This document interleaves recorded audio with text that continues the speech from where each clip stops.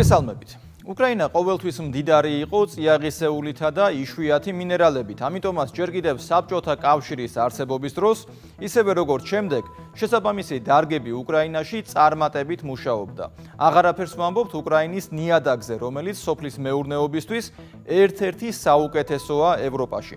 ამიტომაც არის, რომ ბოლო პერიოდის განმავლობაში ძალიან გააქტიურდა უკრაინის წიაღისეულისა და მინერალების საკითხი, განსაკუთრებით მას შემდეგ, რაც ომის დასრულებისთვის ხელშემწყობ ფაქტორად შტატებთან შესაბამისი შეთანხმების გაფორმება გახდა აუცილებელი.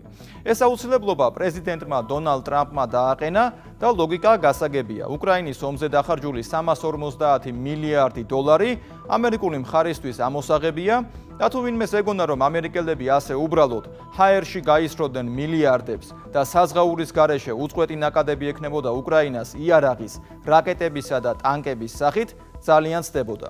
ეს რეალური პოლიტიკის წესია, დახარჯულ რესურსს დაბალანსება სჭირდება. თუ კი დიდი თანხა კონკრეტული მიმართულებით დაიხარჯა, შემდეგ ეს თანხა უნდა ანაზღაურდეს.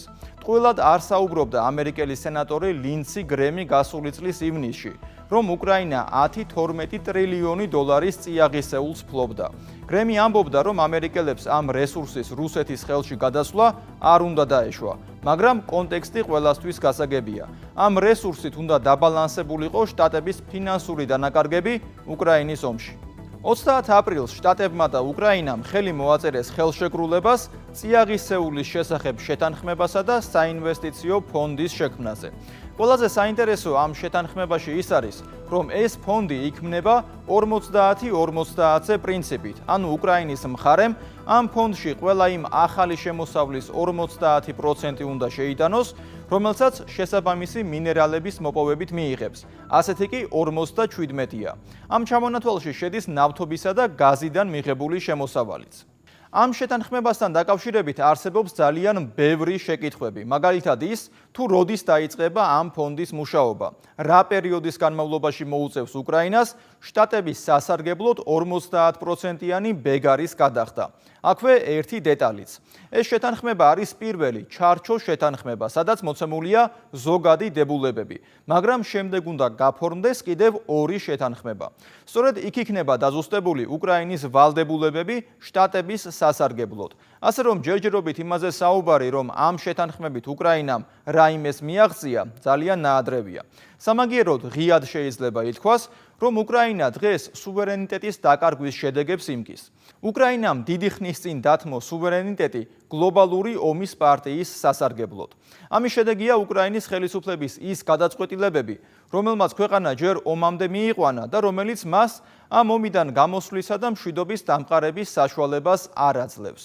2022 წელს სწორედ გლობალური ომის პარტიის კარნახით თქვა უარი ზელენსკის ხელისუფლებამ სტამბოლის მოლაპარაკებებზე და უკვე მიღწეული შეთანხმების ფარგლებში რატიფიცირებული დოკუმენტი გააუქმა. მორჩილებაში მყოფი უკრაინა გარე ძალებისთვისა და ოლიგარქიული არაფორმალური მმართველობისთვის სუვერენიტეტის გადაბარების ფასს უკრაინელი ხალხის კუთვნილი სიმდიდრეებით იხდის, რასაც ისედაც ემატება დაკარგული ტერიტორიები და ათასობით დაღუპული უკრაინელი. ეს პროცესი კიდევ უფრო კარგად წარმოაჩინა უკრაინის წიაღისეულის ირგვლივ მიმდინარე პროცესმა. წიაღისეულის შესახებ შეთანხმებაში ნათქვამია, რომ უკრაინის მთავრობა უზრუნველყოფს, რომ უკრაინის კანონმდებლობასა და ამ შეთანხმებას შორის ნებისმიერი შეუსაბამობის შემთხვევაში შეთანხმება უპირატესი ძალის მქონე იქნება. გარდა ამისა, უკრაინის მთავრობა თანხმდება, რომ არ შეუძლია საკუთარი შიდა კანონმდებლობის დებულებებზე მითითება, როგორც ამ შეთანხმებით ნაკისრი ვალდებულებების შეუსრულებლობის გამართლება. ანუ გამოდის, რომ თუ კი რაიმე დამატებითი ვალდებულება გაჩნდება, ან ამერიკული მხარე რაიმეს მოითხოვს, რაც ასეთი ხელშეკრულების პირობებში სავსებით ბუნებრივია, უკრაინის ხელისუფლება უპირობოდ უნდა დათანხმდეს. სწორედ ამას მოაწერა ხელი ზელენსკის ხელისუფლებამ. აქვე ისიც ვთქვათ, რომ ძალიან საინტერესოდ გაიხსნა ოვერტონის ფანჯარა უკრაინის მხრიდან ტერიტორიების დათმობის შესახებ. შტატების პრეზიდენტი დონალდ ტრამპი ყოველთვის ცალსახად ამბობს, რომ უკრაინაში ომის დაწყების მიზეზი მისი ნატოში გაწევრიანების სურვილი იყო. შესაბამისად, უკრაინა ნატოს წევრი არ უნდა გახდეს. ბოლოს მან ისიც განაცხადა, რომ უკრაინის მიერ ყირიმის დაბრუნებაზე საუბარი აზრს მოკლებულია და ეს ვერ მოხდება. შტატების ვიცე-პრეზიდენტი ჯეიდი ვენსი აცხადებს, რომ უკრაინა ვერ შეძლებს რუსეთის სამხედრო გზით დამარცხებას და ოკუპირებული ტერიტორიების დაბრუნებას.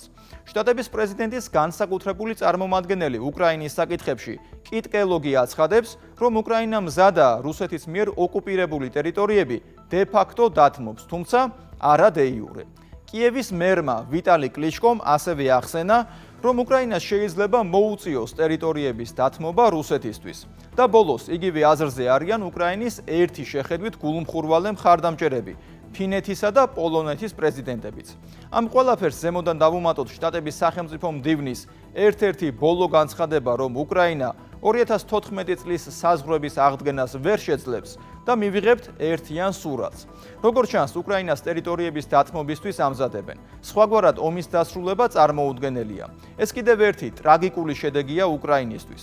საერთაშორისო საზოგადოების შემზადება სწორედ ასეთი განცხადებებით იწყება ხოლმე.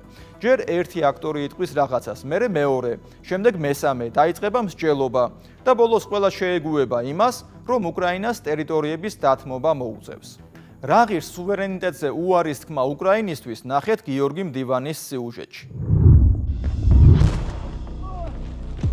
უკრაინის ომი მართლაც სამაგალითო ილუსტრაციაა თუ როგორი დამღუპველი შეიძლება აღმოჩნდეს გლობალური ომის პარტიის ინტერესების მსახურება გარემართვაზე გადასული სახელმწიფოსთვის.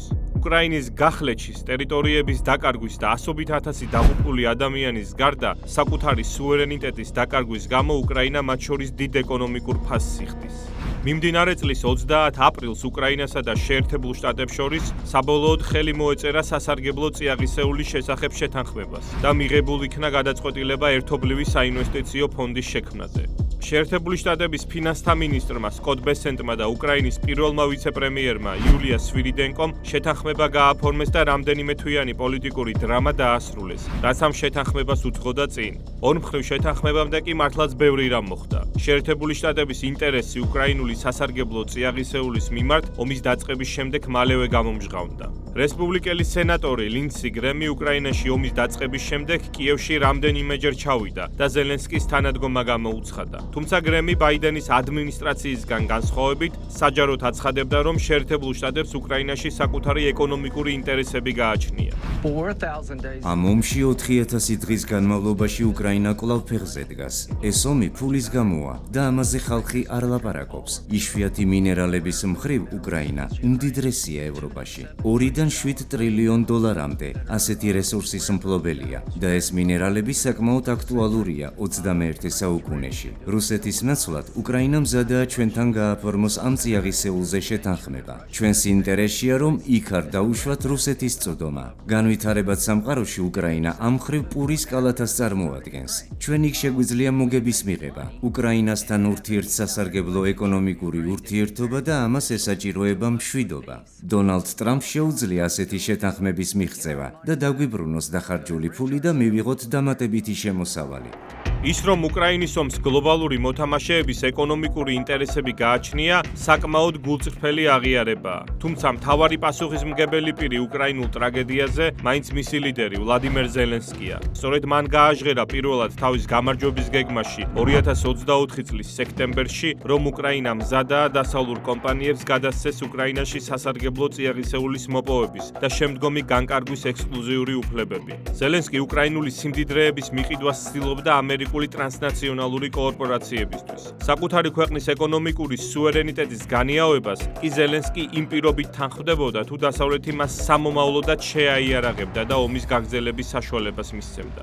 5-პუნქტიან გამარჯვების გეგმაში დიდი ყურადღება ეთმობოდა იშვიათი მინერალების გადაცემას დასავლური კომპანიებისთვის. უკრაინის გამარჯვების გეგმა ისევე ჩაბარდა წარსულს, როგორც ამ ომში უკრაინის გამარჯვების ილუზია. ჯერ კიდევ 2023 წელს მსოფლიოს უმსხვილეს საინვესტიციო კომპანია BlackRock და უკრაინის ხელისუფლების ხელისუფლებას შორის შეხვედრა შედგა, სადაც მსოფლიოში ყველაზე მსხვილმა ტრანსნაციონალურმა კორპორაციამ უკრაინაში საკუთარი ინტერესი დააფიქსირა. 2023 წლის მაისში BlackRock Financial Market Advisory-მ უკრაინის ხელისუფლებასთან ერთად ხელშეკრულება გააფორმა ლამაზი სახელით უკრაინის განვითარების ფონდი. ფორმალურად ამ ფონდის გაცხადებული მიზანი უკრაინულ ენერგეტიკაში, სოფლის მეურნეობაში და სასარგებლო წიაღისეულის მოპოვების მიმართულებით ინვესტიციების მოძიება იყო. რეალურად კი ეს უკრაინული სახელმწიფოს ძირითადი აქტივების ტოტალურ გასხვისებას გულისხმობდა. უკრაინამ დამანგრეველი ომის პარალელურად საკუთარ ტერიტორიაზე დარჩენილი აქტივების და სიმდიდრეების გადაფორმება დაიწყო ტრანსნაციონალური კაპიტალის საკუთრებაში. დონალდ ტრამპის გამარჯვების შემდეგ და უკრაინაში მშვიდობის დამყარებისთვის აქტიური ნაბიჯების კვალდაკვალ შეერთებული შტატები ცდილობდა კონტროლი მოეპოვებინა სტრატეგიული მნიშვნელობის მქონე უკრაინულ მინერალებზე. უბრალოდ ეს ყველაფერი ზელენსკის გეგმის საწინააღმდეგოდ წარიმართა. გლობალური ომის პარტიის ინტერესების შესაბამისად უკრაინის პრეზიდენტს უკრაინული სიმდიდრეების გასხვისების სანაცვლოდ ომის გაგრძელება და მილიარდობით დოლარის მიღება სურდა. დონალდ ტრამპი კი ცდილობს ომის დამთავრებას და შეერთებული შტატების მიერ უკრაინის დასახმარებლად დახარჯული თანხის უკან დაბრუნების სურვილიც კი გააჟღერა. ზელენსკი თავიდან ამ გარიგებას ხელს არ აწერდა, ხან უკრაინის უსაფრთხოების გარანტიების არარსებობის მომიზეზებით, ხან საკუთარი ხელშეუხებლობის პირობის წაყენებით. ჯერ შეერთებული შტატების ფინანსთა მინისტრი სკოტ ბესენტი იყო ჩასული კიევში ზელენსკისთან წლის დასაწყისში ხელშეკრულების გასაფორმებლად, მაგრამ მაშინ უკრაინის პრეზიდენტმა მოიმიზეზა, რომ ეს ცალმხრივი შეთანხმებაა და უკრაინის ინტერესები არ იყო გათვალისწინებული. შემდეგ უკვე თვითონ ზელენსკი ესტუმრა ტრამპს თეთრ სახლში და მის მიერ დემარშის მოწყობის შემდეგ მას თეთრი სახლი დაატოვებინეს და ამ შემთხვევაშიც ვერ მოეწერა ხელი ვერანაირ ხელშეკრულებას. თუმცა რამდენიმე თვეში ხელშეკრულებას მაინც მოეწერა ხელი. არანაირი გარანტიები უკრაინისთვის ამერიკულ მხარეს არ გაუწია. უკრაინის ეკონომიკის ექს-მინისტრი კი იმითაა ბედნიერი და კმაყოფილი, რომ ამერიკელებმა მათ ვალის გადახდა არ დააკისრეს. მთავარი ამ შეთანხმებაში ისაა, თუ რა არ არის შიგნით. იქ არა არანაირი რეპარაცია. შეთანხმება არ ითვალისწინებს ვალდებულებას, რომ ამერიკას უკან გადაუხადოთ ის, რითაც ბაიდენი დაგვეხმარა. არ არის მოთხოვნა, რომ უკრაინიდან მოხდეს ფულის გადინება შეერთებული შტატებისთვის და შემდეგ ამის სანაცვლოდ უკრაინისთვის რაიმეს მიღება. არ არსებობს არანაირი წინააღმდეგობა ევროკავშირში გაწევრიანებაზეც. ეს ყველაფერი ამოღებულია. ოფიციალური კიევი იმით იკმაყოფილებს თავს, რომ ბაიდენის მიერ უკრაინისთვის გაცემული სამხედრო დახმარება ტრამპის ადმინისტრაციამ უკრაინას ოფიციალურ კრედიტის გრაფაში არ დაუფიქსირა. ნატოში გაწევრიანებაზე უკრაინამ მრავალგზის უარი მიიღო, მაგრამ ევროკავშირის კარი ოფიციალურად რომ არ მიუჯახუნეს, ამითაც კმაყოფილნი არიან. ახალი ხელშეკრულების სრული და ყოვლისმომცველი ვერსია ინტერნეტში არ იძებნება, თუმცა როგორც აღნიშნავენ, ის ბოლო ვერსიისგან დიდად არ განსხვავდება. მხოლოდ რამდენიმე ცვლილებაა. იმ უკანასკნელი ხელშეკრულების ორიგინალი 2025 წლის 17 თებერვალს ბრიტანულმა გამოცემა ტელეგრაფმა გამოაქვეყნა. როგორც ვკითხულობთ, ხელშეკრულება ეხება სასარგებლო წიაღისეულის 50-მდე სახეობას. ნავთობს, გაზს, ლითიუმს, ტიტანს, ურანს, გრაფიტს, ალუმინს, იშვიათ მიწა-მეტალებს და ასე შემდეგ.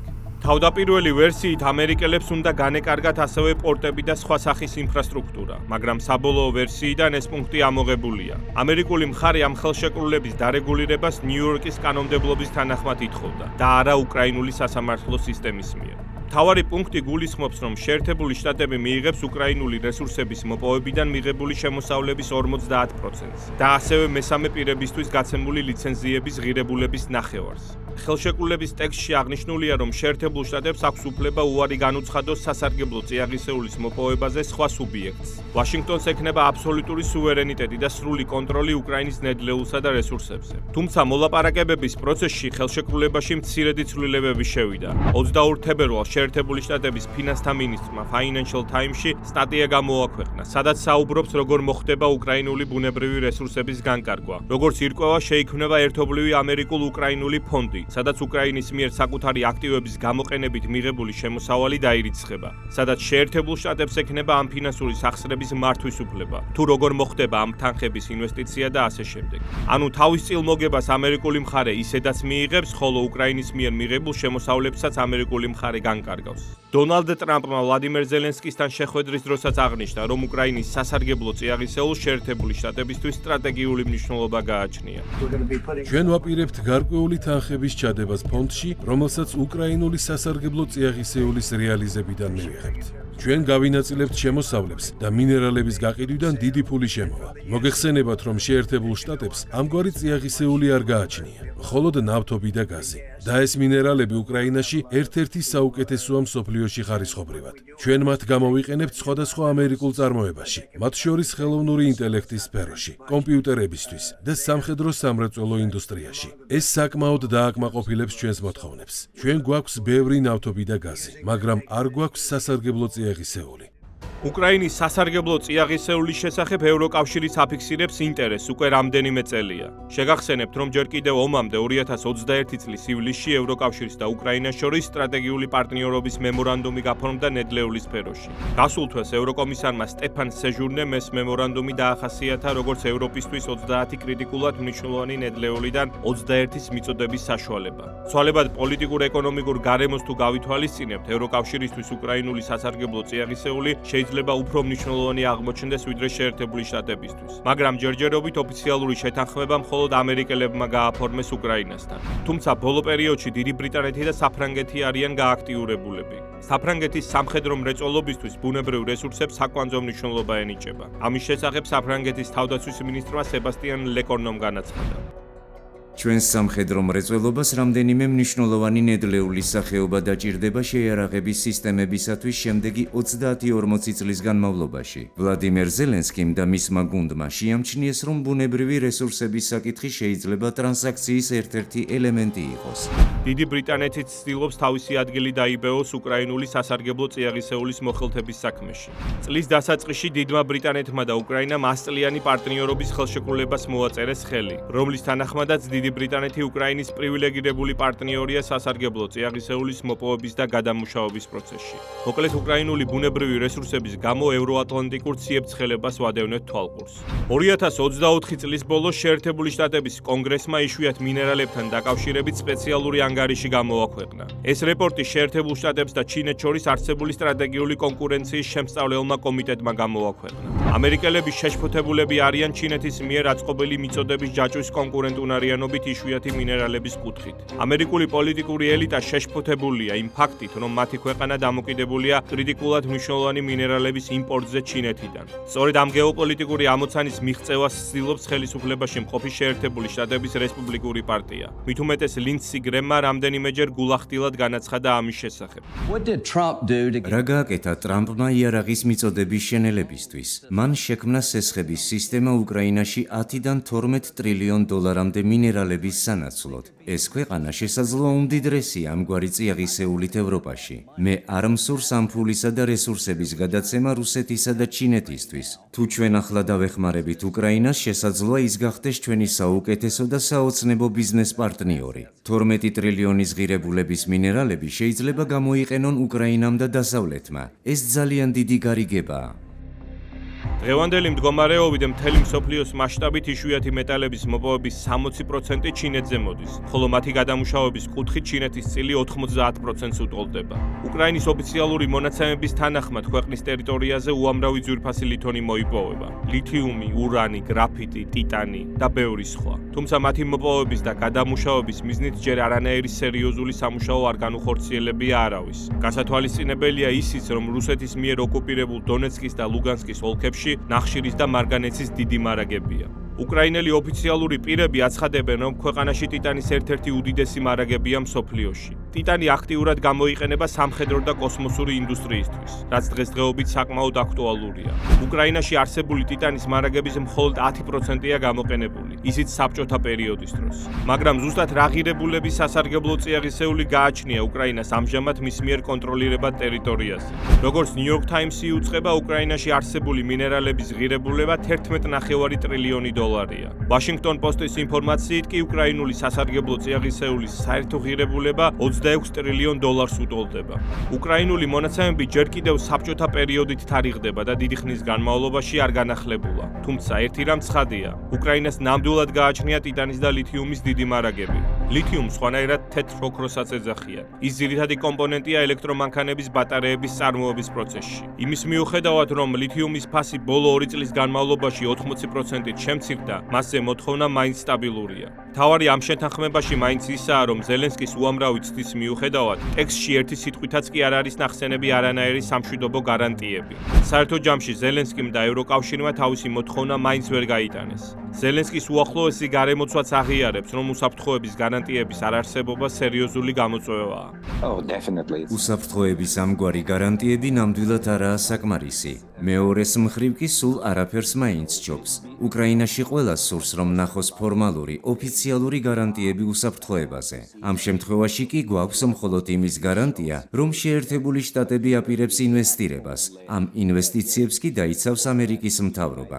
და კვლავ ჩნდება შეკითხვები, ვინ აპირებს ინვესტირებას, ვინ იქნება ინვესტორი, ტრამპი, ამერიკის ხელისუფლება თუ კერძო სექტორი.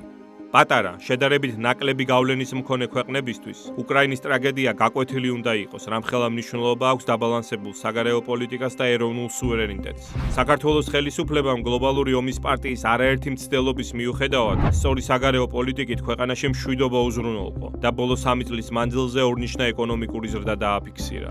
აი უკრაინა კი წაგებული ომის, დაკარგული ტერიტორიების და ასობით ათასი დაღუპული ადამიანის გარდა საკუთარ ბუნებრივ რესურსებსაც ელევა. ევროკავშირის ინიციატივები უკრაინის ომთან დაკავშირებით, რომ მხოლოდ ომის გაგრძელებას ემსახურება, ესეც ფაქტია. 3 წლის განმავლობაში ევროკავშირის სტრუქტურების წარმომადგენლებისგან მხოლოდ ის ისმის, რომ მეტი იარაღი უნდა მისცენ უკრაინას, მეტი ფინანსები, მეტი დახმარება, მეტი მხარშედგომა და ამ მეტის სახილში უკრაინამ ტერიტორიების 20%-ზე მეტი დაკარგა. მილიონობით ადამიანი ქვეყნიდან გაიქცა, ასობით ათასი ომში დაიღუპა, შეზღუდული შესაძლებლობის მქონე პირად იქცა და საკუთარ ქვეყანაში დევნილი გახდა. დღესაც ფონ დერ ლაიენი, მაკრონი, სტარმერი და სხვები არაფერს ამბობენ, გარდა იმისა, რომ მეტი არის საჭირო.